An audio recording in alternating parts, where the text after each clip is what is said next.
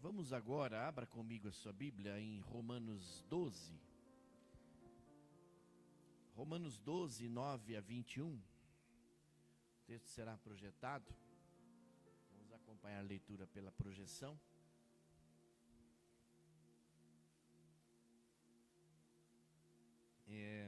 Como eu estava mencionando no domingo, nesse período inicial, nessa transição de ano, de um ano para o outro, é comum a gente observar aquilo que a gente também tem denominado de, entre aspas, receitas prontas.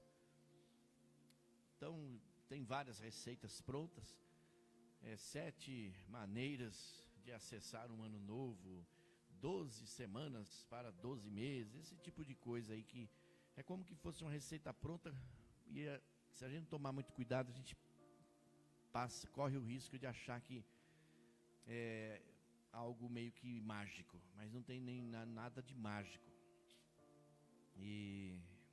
Então eu pensei assim, da gente falar hoje sobre algo importante, porque a gente tem que pedir sabedoria, discernimento para Deus em tomadas de decisões que nós temos na vida. A vida continua, passou o ano, o outro entrou, mas a vida continua. A questão é que, dentre tudo que a gente tem visto e ouvido, eu separei algo que eu entendo ser importante, indispensável.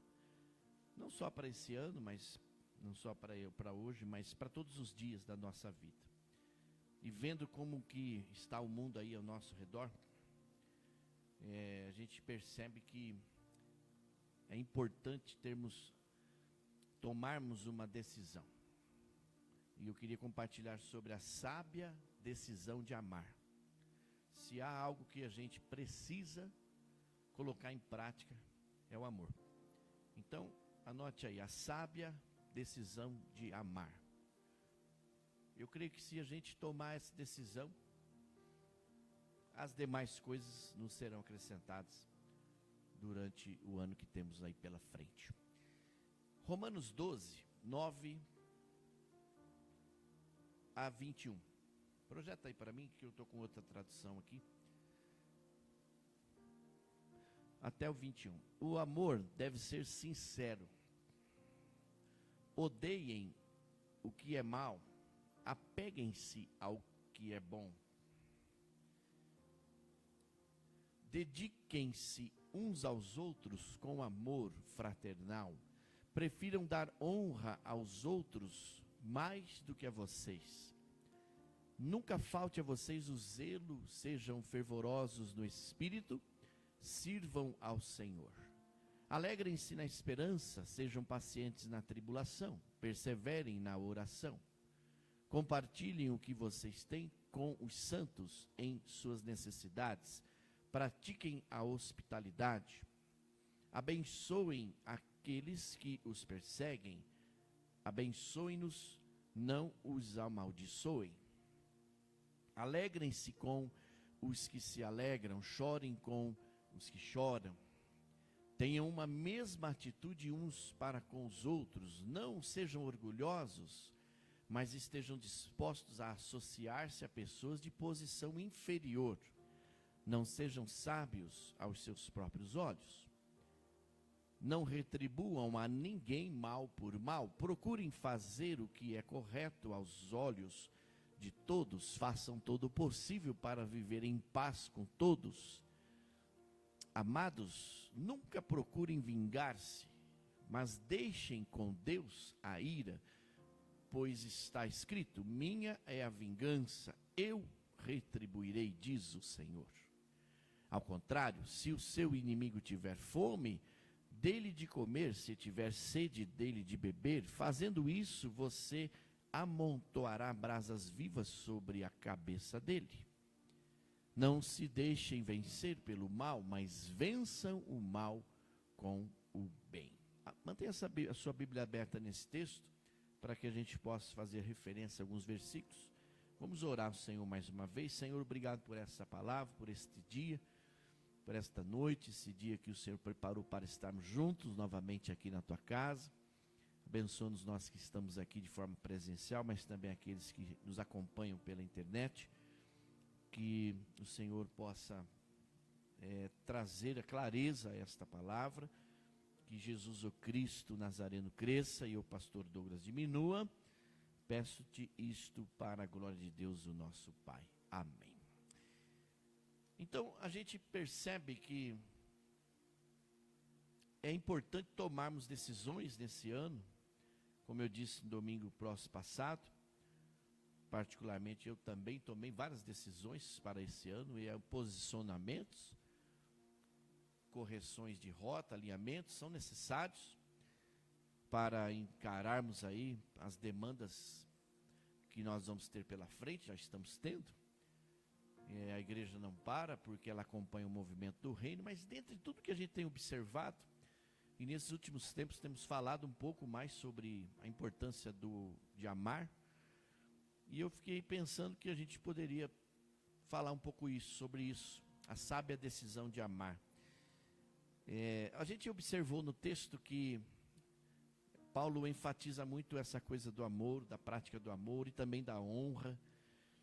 E é perceptível que nós temos amor, porque o amor vem de Deus, Ele reparte esse amor com a gente. Nós temos o amor, mas Deus é o amor. Deus é amor, a essência de Deus, o caráter de Deus.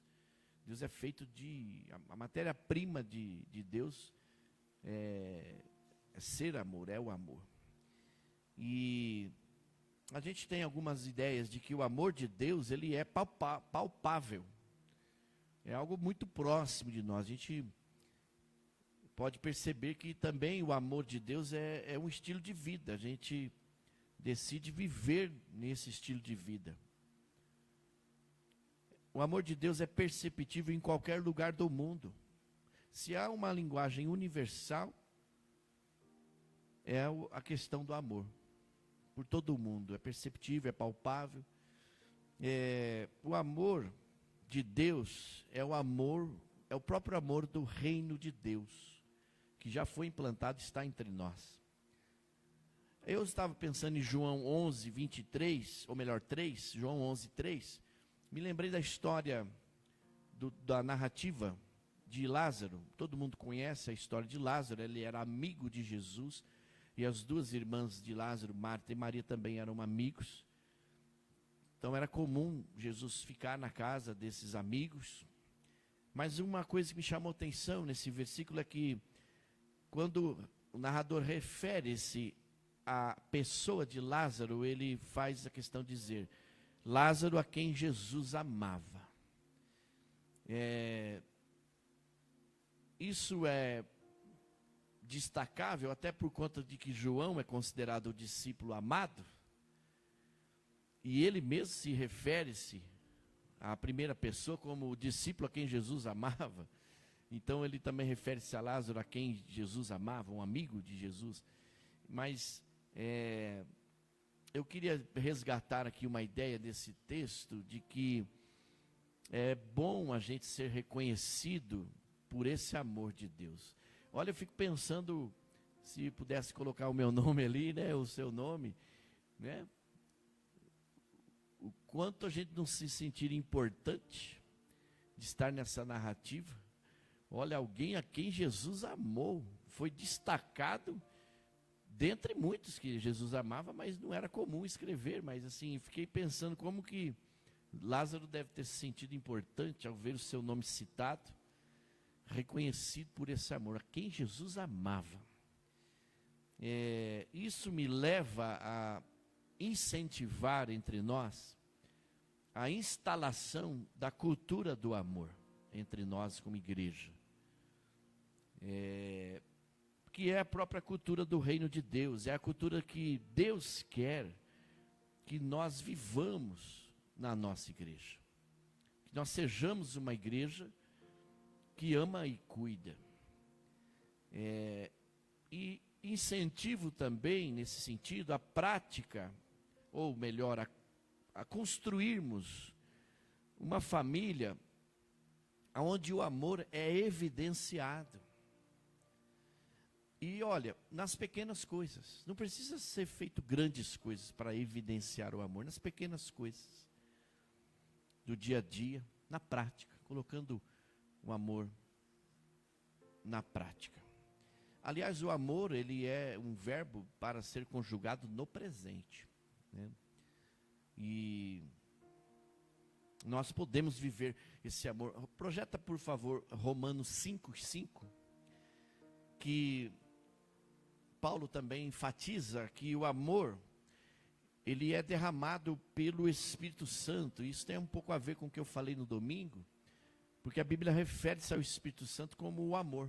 O Espírito Santo é amor, né? Então, assim, ali fala que a esperança não nos decepciona, porque Deus derramou seu amor em nossos corações, por meio do Espírito Santo. Então, é o Espírito Santo que derrama em nós o amor do Pai, o amor de Deus. Derrama o amor de Deus, que é Pai, em nós somos filhos e filhas. Então, por isso que eu quero enfatizar e incentivar você a assistir a pregação do domingo, porque é algo que a gente entendeu que não há como termos um bom ano sem o Espírito Santo. O Espírito Santo é tudo da nossa vida, porque ele nos ensina a praticar o amor, a colocar em prática esse dom de Deus. Então, quando eu leio Romanos 5:5, eu percebo que aqui fala do Espírito Santo, fala do amor e fala da igreja. O amor é mais que uma decisão. A gente está acostumado a falar, né? Aprendemos sobre isso, que o amor é uma decisão. Mas à medida que a gente se aprofunda nessa matéria, a gente vai perceber que o amor é mais que uma decisão. O amor é um mandamento de Deus, uma ordem. E se, como cantamos agora, vimos aí na oração, na mensagem do dízimo, a gente precisa ser obediente, obedecer a Deus. Se é um mandamento, então nós temos que obedecer. Agora, é importante perceber também que esse mandamento de Deus, ele é para o nosso bem, mas ele agrega valor. Ele agrega muito valor a nós. O amor é o que mais agrega valor para uma pessoa, para um cristão. A gente vê tantas coisas aí fora e a gente se envolve com tantas situações, mas muitas vezes a gente está envolvido em situações que não agrega valor nenhum. Que uma conversa que às vezes não edifica, uma amizade que não vai para frente, não empodera a gente para frente, só faz a gente parar. Sabe esse tipo de amizade âncora? Só põe a gente para baixo, só inferioriza, só atrasa, só atrapalha. E se não tomar cuidado, afunda a gente a ponto de nos afogar, de nos matar. Então são coisas e pessoas, certas coisas e certas pessoas que não agregam valor nenhum.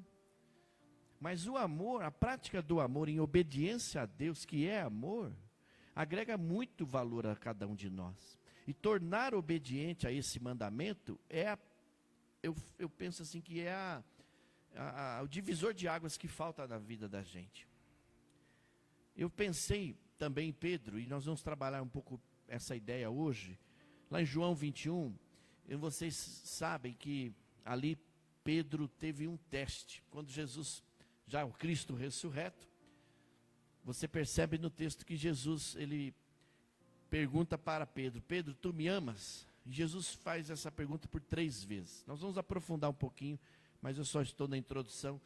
E ali foi um teste de amor, um teste da fidelidade de Pedro, mas sobretudo Pedro estava sendo testado no amor. Quando Jesus pergunta, Pedro, tu me amas? Então, amar a Deus e as pessoas, porque quando cada pergunta e cada resposta, o que estava ali em pauta? A questão de que Jesus precisava saber se Pedro amava a Deus e se Pedro estava disposto a amar as pessoas. O maior valor agregado é esse, amar a Deus e as pessoas. O maior valor que a gente pode agregar na nossa vida é amar a Deus e as pessoas. E olha, quando a gente ama as pessoas, a gente está mostrando que amamos a Deus. Servimos a Deus servindo as pessoas. Quero uma resposta eu sirvo a Deus, mas como? Servindo as pessoas. Porque Deus se revela nas pessoas. Então, o amor, ele não precisa conhecer. Você não precisa conhecer uma pessoa para você amar. Você só precisa amar. O amor só precisa amar. O amor é extraordinário. Quando você ama, é honroso servir as pessoas. Paulo fala nesse texto de Romanos 12 a importância de honrar as pessoas. Honrar os líderes, honrar as pessoas. E olha que interessante, Paulo fala da importância de honrar as pessoas inferiores. Com o amor de Cristo, eu fiquei pensando, sabe, que se a igreja decidisse amar as pessoas com o amor de Cristo, eu fiquei pensando na repercussão e na transformação da cidade. Imagine comigo, se nós, como igreja, todos nós, membros desta casa, tomássemos a decisão, como Jesus, quando foi para a cruz, tomou a intrépida decisão, ou seja, só um caminho de ida, não tinha volta. Mas se a gente tomasse essa decisão de amar como Cristo amou, essa cidade seria transformada. As pessoas dessa cidade seriam impactadas. E eu creio que é isso que Deus quer da gente enquanto igreja. Agora veja o verso 9, lá do primeiro texto, Cristiano. Algo que precisa ser lembrado por nós aqui, que o amor não deve ser fingido. Não finjam apenas amar aos outros, amem com sinceridade. Então, o que eu tiro de lição aqui para nós? O amor deve ser sincero, não deve ser fingido. Verso 9, e nesse sentido, não exige troca. Ele não espera receber algo em troca. Como eu também falei em uma das pregações, acho que foi no dia 26, que diz lá, depois você lê. A gente faz por amor, a gente não faz pensando que vai receber. Porque se você fizer alguma coisa para qualquer pessoa, pensando em receber algo em troca, já não é amor, é jogo de interesse. Estão entendendo? Porque o amor não se exaspera, ele não se enciuma, não se arde em ciúmes, ele não exige nada em troca. Quando amamos, nós representamos Cristo. Essa é a verdade. Eu estava pensando também no retorno das atividades aí do Instituto Vida, enquanto o serviço de convivência e fortalecimento de vínculos, até então denominado creche, né, já não se fala mais esse nome, creche, mas eu estava dizendo que, para alguns pais, que na nossa creche, ou no Instituto Vida, o serviço que a igreja presta através do Instituto para com as crianças, nós não pregamos o Evangelho em palavras para as crianças, até porque elas não vão entender, é ou não é? Mas a gente prega a palavra às crianças através do amor prático, através do serviço que é prestado às crianças, o cuidado, a atenção, o investimento que a igreja faz, que nós fazemos. Enquanto somos dizimistas, sustentamos também e mantemos a creche. Então, na nossa creche, nós não pregamos em palavra, nós amamos as crianças. Essa é a nossa pregação. Então, percebe que vai além do falar, é na prática, no cuidado, na atenção, no resguardo. Então, a gente precisa desenvolver mais isso. Se a gente quer crescer, e vamos crescer. Então, o amor... aliás, quando a gente fala de interesse, e hoje, infelizmente, lá fora, se tem muito jogo de interesse. Troca de favores, as pessoas fazem umas coisas pelas outras, para as outras, mas sempre tem um interesse por trás. Depois vem as cobranças, mas eu fiz isso porque aquela vez eu te ajudei. Então, isso não é o amor do cristianismo, isso é um jogo de interesse político, social, seja o que for. Mas a ideia do Evangelho, que caminha sempre na contramão da história, é que o amor, quanto menos interesse, ele é mais eficaz é. Quanto menos interesse, mais eficaz vai ser a prática do amor.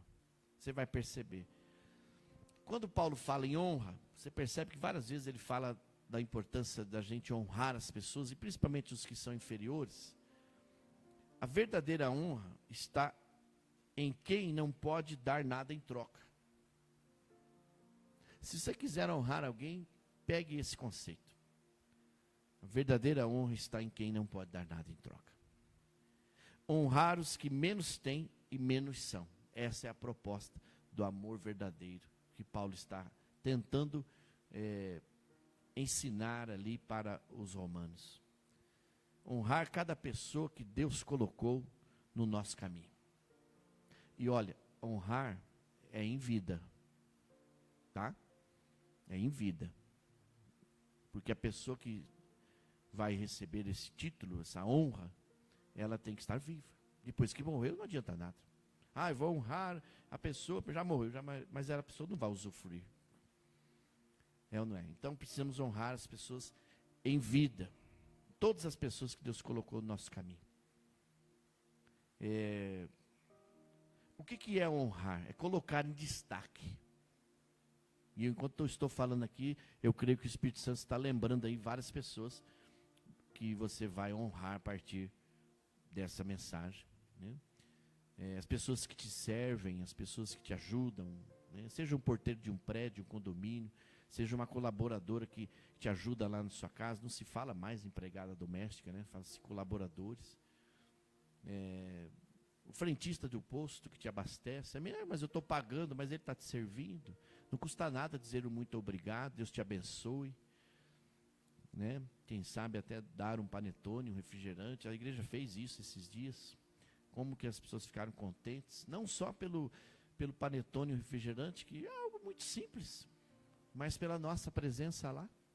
Fomos a única igreja lá, presbítero Johnny, que foi lá na usina de reciclagem de lixo, honrar aquelas pessoas, não é, missionária Marta? E elas se sentiram honradas, Maria Helena, porque ninguém foi lá agradecer a eles pelo serviço que eles prestam de coleta, de seleção do nosso lixo. E aí, na ocasião, eu estava mencionando que esse é um serviço honroso.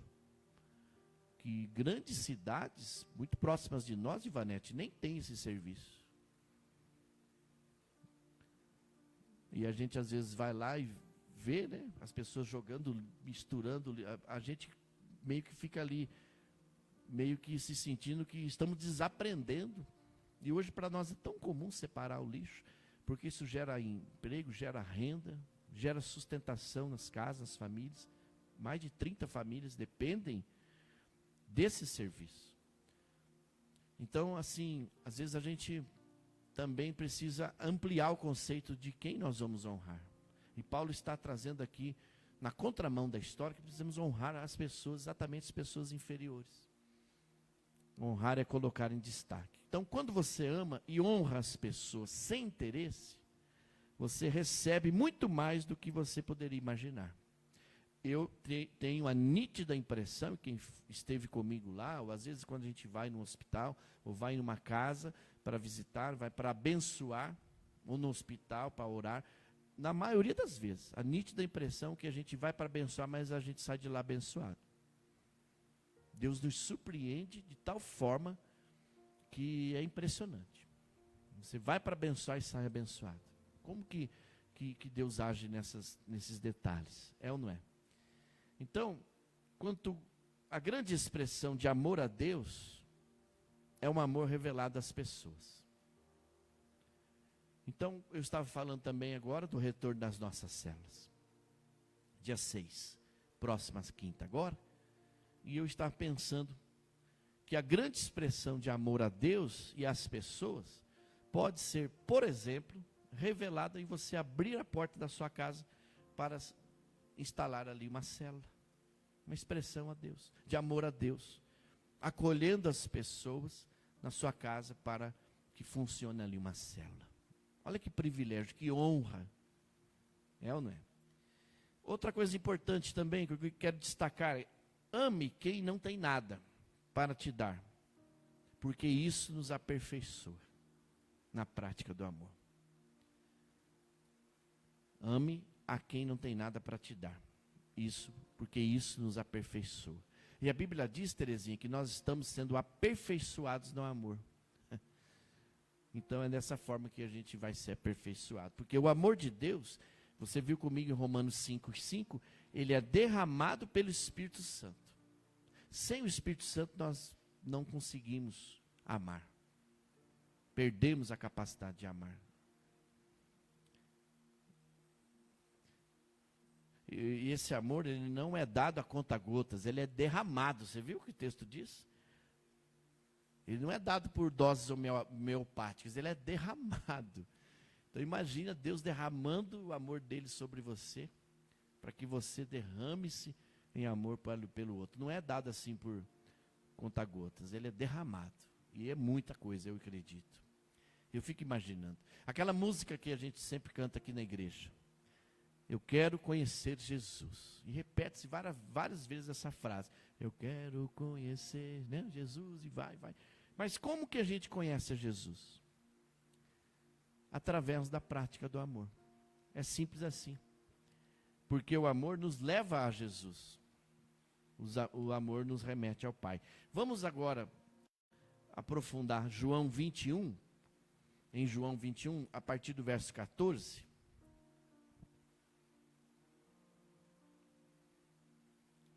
É um texto já que reporta-se aí o Cristo ressurreto, e você tem visto com a gente, que a conversão real e verdadeira mesma dos discípulos foi após a conversão de Cristo. Então eu quero trabalhar agora, para a gente caminhar para o encerramento, uma perspectiva. E eu quero que você perceba o empoderamento de coragem para amar, que Jesus traz aqui nessa história. O empoderamento de coragem para amar de forma prática, diante dos novos desafios nesse novo tempo que se chama 2021. Nós vamos precisar desse empoderamento de coragem.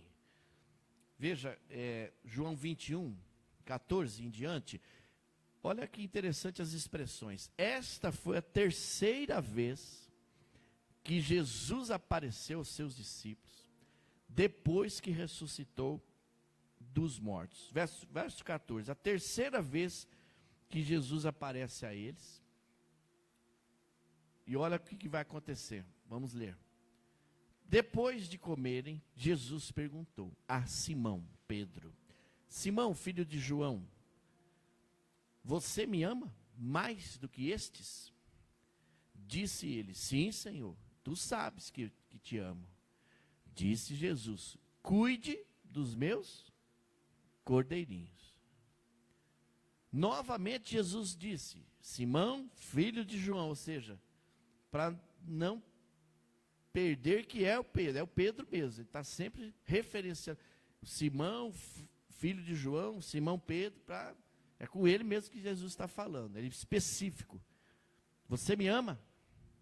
Ele respondeu: sim, Senhor, tu sabes que te amo. Disse Jesus: pastoreie as minhas ovelhas. Primeiro ele disse cuide, agora ele disse pastoreie.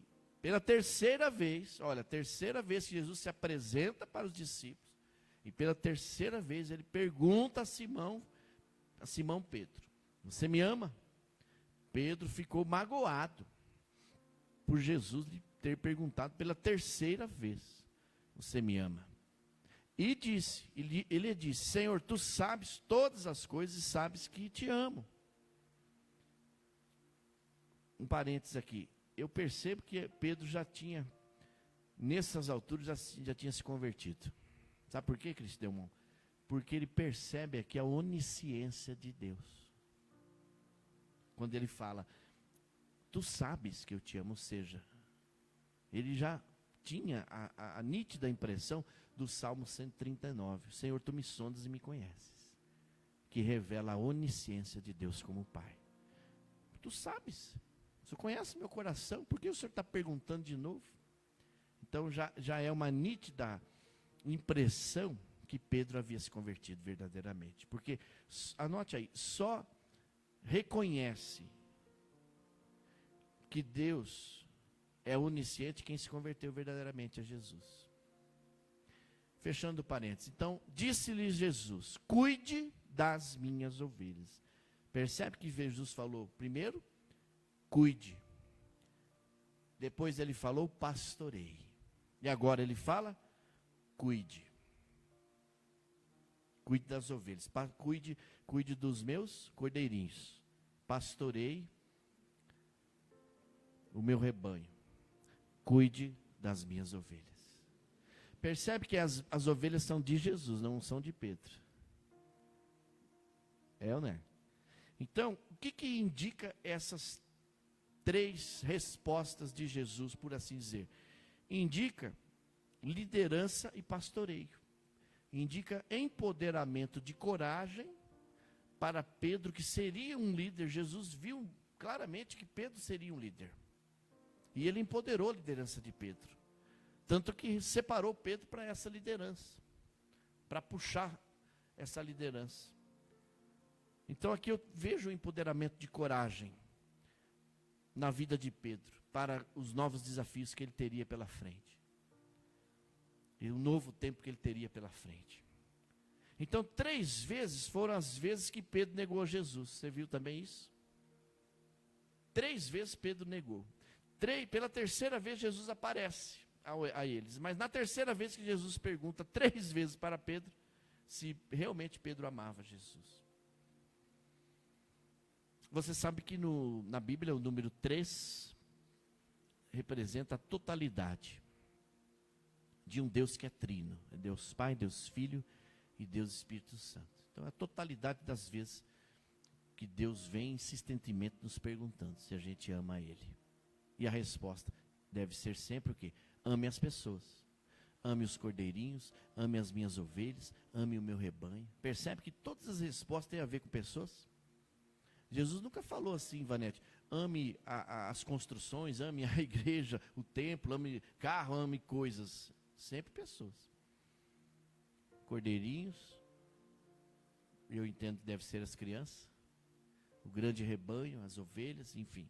Então, 3 foram as vezes que Pedro negou a Jesus, e agora ele pergunta, porque era para ter certeza de que Pedro amava, e que ele não ia pisar na bola de novo. Porque não foram 3 vezes que ele negou? Então você vai ter que responder 3 vezes, porque eu quero ter certeza a quem eu vou confiar as pessoas na tua liderança. É muito forte isso. Então, aqui eu percebo que o Jesus, ele quer uma reafirmação. Ele, na verdade, ele está confrontando a Pedro no amor. Não está afrontando, ele está confrontando.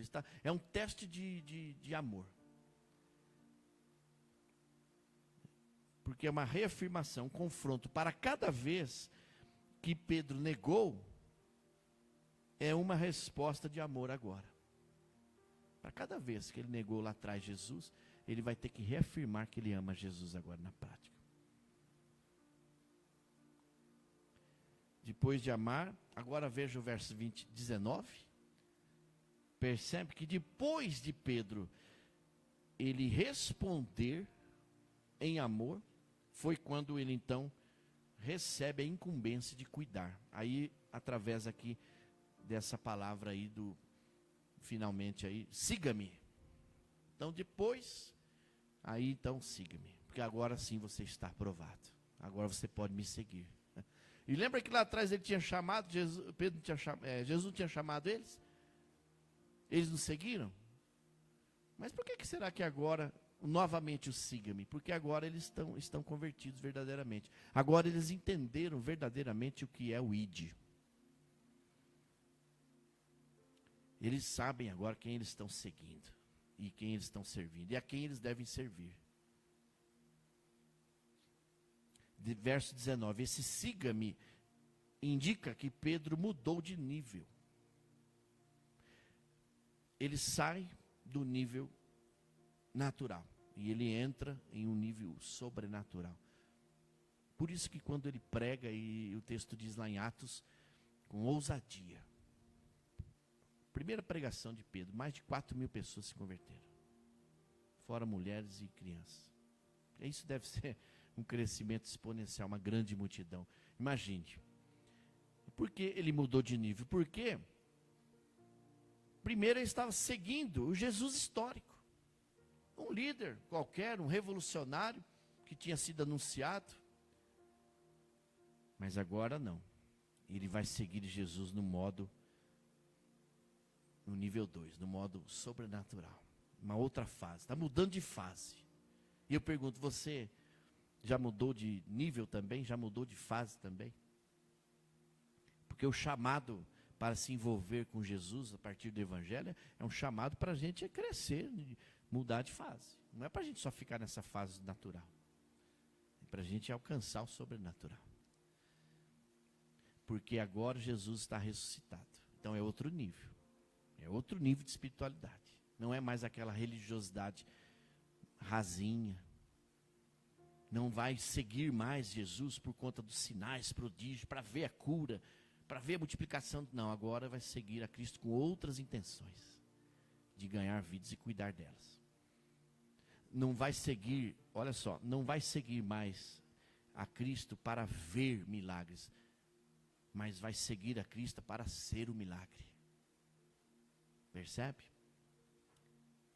Então, veja agora o verso 20 e 22, a 22. E aqui a gente aprende que o amor confronta firmemente a insatisfação. Veja, Pedro voltou-se e viu que o discípulo a quem Jesus amava os seguia. Ele está falando do próprio João. Este era o que estivera ao lado de Jesus durante a ceia e perguntara: Senhor, quem te irá te trair? Aquele episódio que João havia reclinado a sua cabeça no peito de Jesus e no coração de Jesus, e aí ele pôde perguntar. Isso significa intimidade, amizade. Por isso que ele se refere àquele a quem Jesus amava, né? Mas Jesus amava a todos. Mas João tinha um pouco mais de intimidade, por assim dizer, de amizade com Cristo. Quando Pedro viu, perguntou: Senhor, e quanto a ele? Parece que rola aqui um pouco de ciúmes. Percebe? Mas o amor, ele confronta firmemente a insatisfação. A fofoca, o amor confronta a maledicência, o amor confronta a oposição. O amor, ele é questionador, ele quer tirar dúvidas, ele precisa confrontar isso. Pedro precisa confrontar isso para ele resolver situações internas. Confrontar em amor. Aqui ele está confrontando em amor. Jesus confrontou, então Pedro agora, como líder, vai confrontar também. Alguém já disse que o líder que não confronta é um líder frouxo. Então aqui Pedro se coloca na posição de disciplinar o erro, porventura algum erro. E aí, essa coisa de confrontar em amor, a gente não pode negociar. Não negociamos valores e não negociamos princípios do reino de Deus. O que é certo,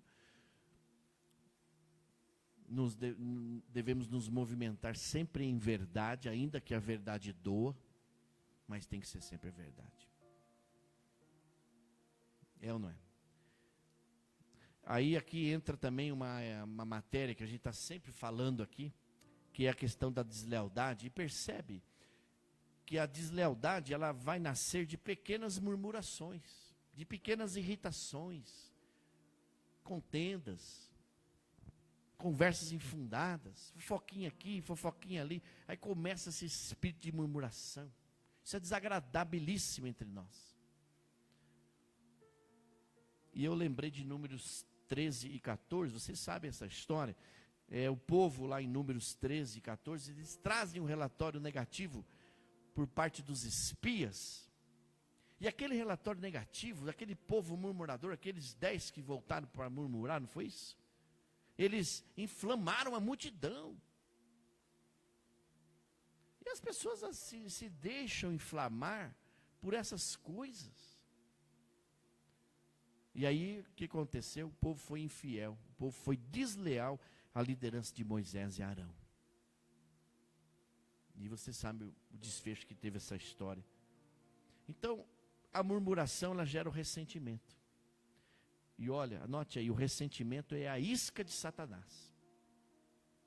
Ah, eu fiquei ressentido com isso, com aquilo. Já é uma isca de Satanás para pegar a gente.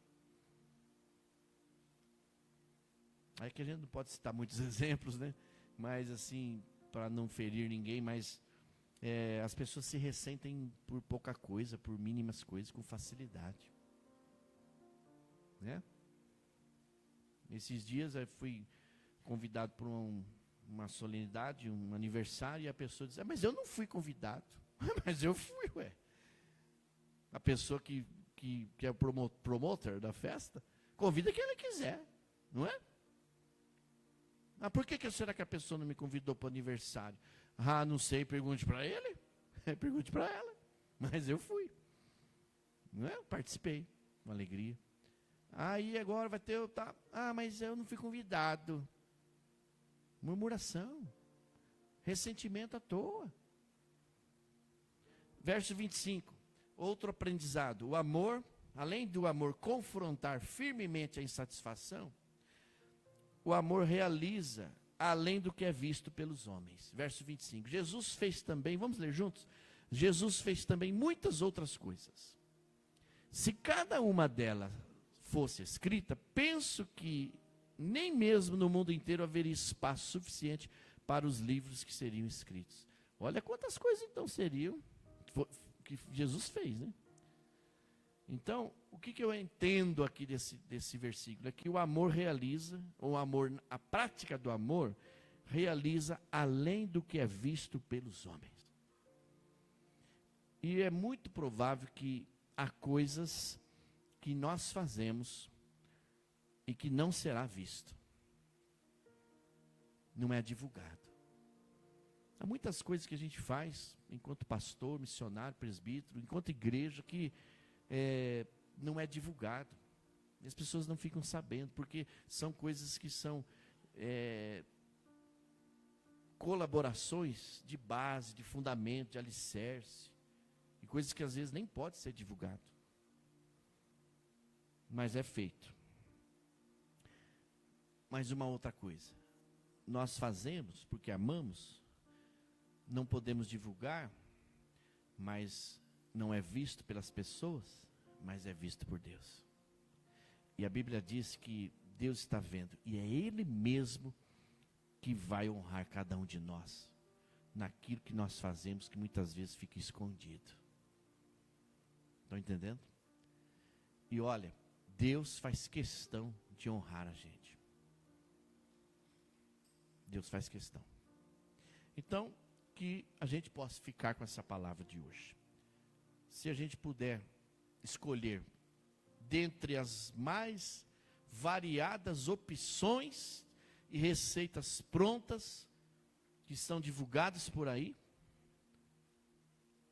escolhamos a sábia decisão de amar. Eu imagino que fazendo isso não temos como errar, porque o amor nos leva a sermos prontos para perdoar, para relevar, para não cairmos nessas ciladas do ressentimento,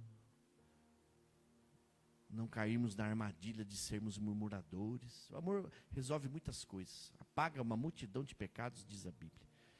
Então eu sugiro isso para você, a sábia decisão de amar. Passa essa mensagem para frente, não fique só com você, que muito provavelmente tem alguém desesperadamente precisando ouvir isso. É uma matéria que a gente já conhece, mas precisamos praticar mais, precisamos ser reconhecidos como a igreja que ama e cuida nessa cidade. Se nós queremos alcançar e queremos essa cidade para Cristo, precisamos praticar mais o amor. Amém? Amém? Então vamos orar. Pedir a Deus que através do Espírito Santo construa em nós, fomente em nós aí essa cultura do reino, a cultura do amor. O mundo está desse jeito aí fora porque falta amor. E a gente tem amor para dar. As pessoas, elas são amorosas, elas têm amor dentro. Mas o amor muitas vezes está se esfriando. Mas não é porque as pessoas não têm amor, elas têm amor, mas está esfriando. Então a gente tem que, como cantamos aí, né, pedir ao Espírito Santo que incendeia o amor dele na nossa vida novamente. Obrigado, Senhor, por esta palavra, essa matéria que nós já sabíamos, mas recordamos aqui hoje. A importância, sabe, a decisão de amar, no sentido de colocarmos em prática aquilo que o Senhor já derramou no nosso coração. Quando eu vejo esse derramar, eu imagino que é uma grande quantidade de amor que o Senhor dividiu com a gente, tem dividido com a gente. Eu creio que o Senhor não derramou tanto amor para ser desperdiçado, de forma nenhuma, mas é para que ser vivido na vida das pessoas, através de honrarmos as pessoas, principalmente aqueles que são inferiores ou se sentem inferiores, que nunca foram honrados, nunca foram elogiados, quiçá talvez nunca ouviram um muito obrigado, mas que nós sejamos essas pessoas diferentes, em nome de Jesus. Abençoa cada um que está presente aqui comigo, aqueles que estão acompanhando pela internet, que possamos ser rápidos e sábios em colocar o amor de Deus na prática, para que o mundo seja alcançado por tão grande amor. O amor de Jesus, o amor de João 3,16, o amor de 1 João 3,16, em nome de Jesus. Colocamos em práticas, assim como o Senhor tem nos chamado de filhinhos, colocamos em prática esse amor grande do Pai.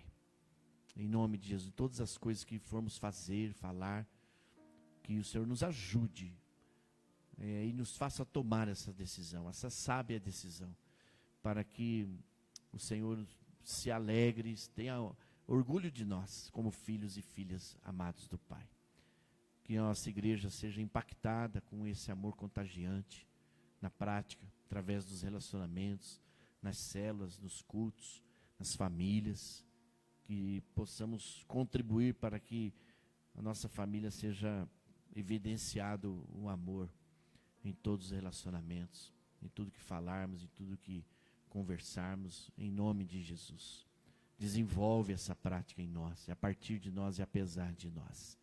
É a nossa humilde oração na tua presença em Cristo Jesus, Senhor da igreja. Amém. Vamos receber a bênção de Deus e vamos também aí nos preparar para as células na quinta-feira. O pessoal está todo aí alvoroçado, né? Se preparando ali, preparando a camiseta, né? Terezinha, da célula, dando aquela tirada daquelas camisas, né, Cris? Do guarda-roupa. E quinta-feira nós vamos usá-las novamente. Amém, irmãos? Que a graça infinita, graça superabundante, graça de Cristo Jesus, o Senhor da igreja, que o grande amor, o amor de Deus, o nosso Pai, o amor de Deus como o nosso Pai verdadeiro, amoroso, que o Espírito Santo consola, força, a dedicação do Espírito Santo seja contínua nas nossas vidas e a partir de nós possamos contagiar novas pessoas, em nome de Jesus, para a glória de Deus o Pai, e alcançando com essa bênção todos os santos do mundo todo, em Cristo Jesus. Amém, amém e amém. Vamos em paz, Deus abençoe, grande abraço.